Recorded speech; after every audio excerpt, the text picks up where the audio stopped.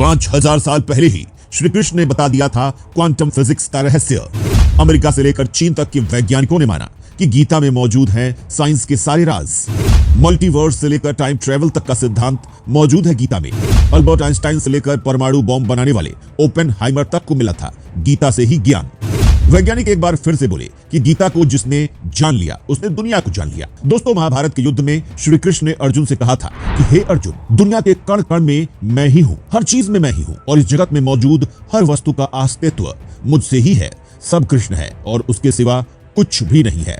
जी हाँ दोस्तों, आपने ये श्लोक यश चोपड़ा के महाभारत में कई बार सुना होगा, लेकिन शायद ही आप इसका मतलब समझ पाए होंगे। असल में दोस्तों, यहाँ श्री कृष्ण एक बहुत ही इंपॉर्टेंट और मिस्टिकल साइंस के सिद्धांत की बात कर रहे हैं, जिसे आज के वैज्ञानिक क्वांटम फिजिक्स का सिद्धांत कहते हैं।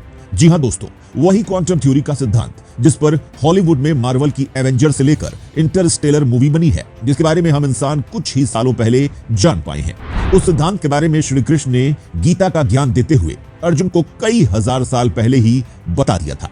और दोस्तों, ये बात हम नहीं कह रहे हैं, बल्कि ये बात उस वैज्ञानिक ने कही है जिसने क्वांटम थ्योरी के सिद्धांत के बारे में दुनिया को बताया था और उसे थ्योरेटिकल प्रूफ भी किया था। और साथ ही उसने डंके की चोट पर दुनिया के आगे ये ऐलान भी कर दिया था कि उसे ये ज्ञान भगवत गीता से मिला है। जी हाँ, और उस महान वैज्ञानिक का नाम था इरविन श्रोडिंगर, जिसका जन्म 1887 में हुआ था। और आज पूरी दुनिया इरविन को क्वांटम मैकेनिक्स के खोजकर्ता के रूप में जानती है। श्रोडिंगर यूरोप में कई यूनिवर्सिटीज में प्रोफेसर रहे थे और 1933 में उन्हें नोबेल पुरस्कार भी मिला था। और दोस्तों, इरविन ने डंके की चोट पर क्वांटम मैकेनिक्स के सिद्धांत को पूरा करने से पहले 1925 में लिखा था कि क्वांटम मैकेनिक्स असल में वेदों और उपनिषदों में वर्णित ज्ञान का ही एक वैज्ञानिक रूप है। जी हाँ दोस्तों, जिसके बाद पूरी दुनिया हिल गई थी और अमेरिका समेत सभी देशों के वैज्ञानिकों के होश उड़ गए थे। जी हाँ दोस्तों, श्रोडिंगर ने एक किताब भी लिखी थी जिसका नाम था व्हाट इज लाइफ, जो 1944 में प्रकाशित हुई थी और जिसमें वैदिक ज्ञान की न सिर्फ जमकर तारीफ की गई थी, बल्कि वैदिक विचारों और हिंदू धर्म के सिद्धांतों का जमकर समर्थन भी किया गया था।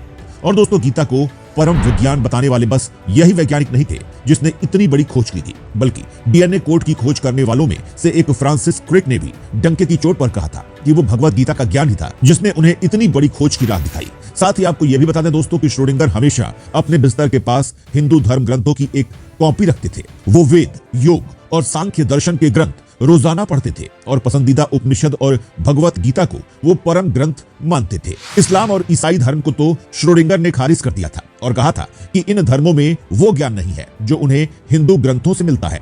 और दोस्तों, हम आपको यह भी बता दें कि भगवत गीता के आगे दुनिया के सबसे महान वैज्ञानिक भी नतमस्तक हो चुके हैं और आइंस्टाइन से लेकर परमाणु बॉम्ब बनाने वाले ओपेनहाइमर तक इस लिस्ट में शामिल हैं। ओपेनहाइमर ने तो परमाणु बॉम्ब के सफल परीक्षण के बाद दुनिया की मीडिया के आगे भगवत गीता का श्लोक बोल दिया था और जिसके बाद दुनिया पूरी तरह सहम गई थी और दुनिया को सनातन धर्म के असली ताकत का अंदाजा भी उसी समय हुआ था।